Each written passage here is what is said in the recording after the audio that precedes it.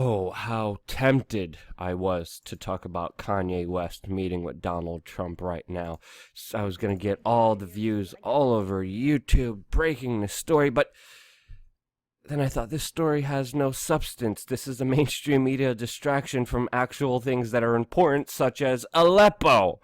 Aleppo is trending right now for a very specific reason. There's a lot of disinformation propaganda out there by the mainstream media, by the same forces who created this mess.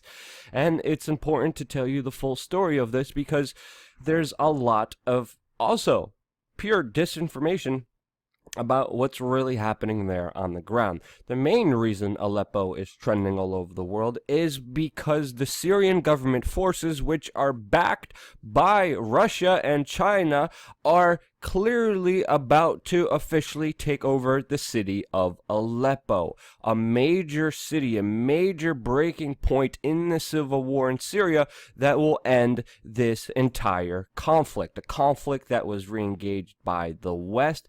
And with Assad having victory, the West and the mainstream media are freaking out in full hysteria with a lot of biased information meant to emotionally manipulate you. As you could see here, New York Times, complete meltdown of humanity. Civilians die in fight for eastern Aleppo. Aleppo civilians facing dead plead, oh God, help us. Again, more emotional pleads. There's a UN report going around right now that many people are saying is actually fake news, but they're saying that 82 civilians were shot on the spot by pro-Syrian government forces inside of the city of Aleppo. We are seeing as if there was doom and gloom in the entire city of Aleppo, but there's actual video inside of Syria of Syrians celebrating in Aleppo with the government taking back the city from the rebels that have held it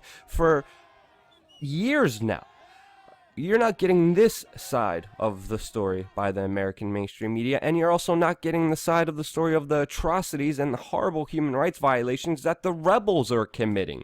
Now, obviously, in any war, there's human rights violations and criminal acts committed on both sides. There's no denying that. But for the mainstream media to only highlight one aspect of it and not highlight the other is outright propaganda, and that's why we're here to break it down. We have Syrian girl who reported that, the BBC, all the way in the bottom of the article, is only reporting then that the Syrian rebels are the ones who are actually firing on civilians trying to escape the city.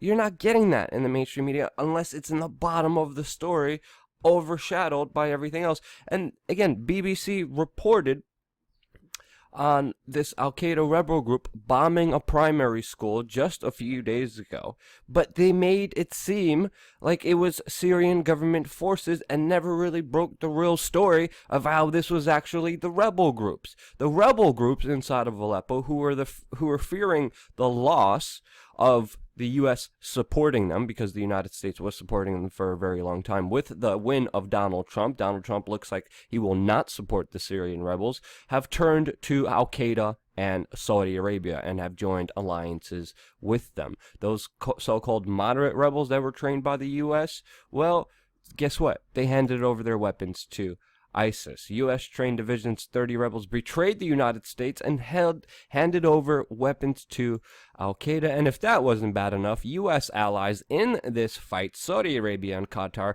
were financing and funding ISIS. And so was the United States through their rebel program. We have CIA-backed rebels fighting Pentagon-backed rebels, and it was an utter chaotic mess with the United States' prime objective was getting rid of Bashar al-Assad. And now these Syrian rebels are in talks with John Kerry, the Secretary of State currently right now, about their surrender and evacuation. The United States has been pushing for a no-fly zone, risking a full World War III scenario with Russia weeks ago, mainly because many military analysts saw this fall of Aleppo happening, and if Aleppo falls, the Syrian civil war is nearly completely over, and the U.S. prime objective of getting rid of Bashar al-Assad is over. The clear losers here are the U.S. allies: Turkey, Saudi Arabia, Qatar, Israel, and of course the United States, who wanted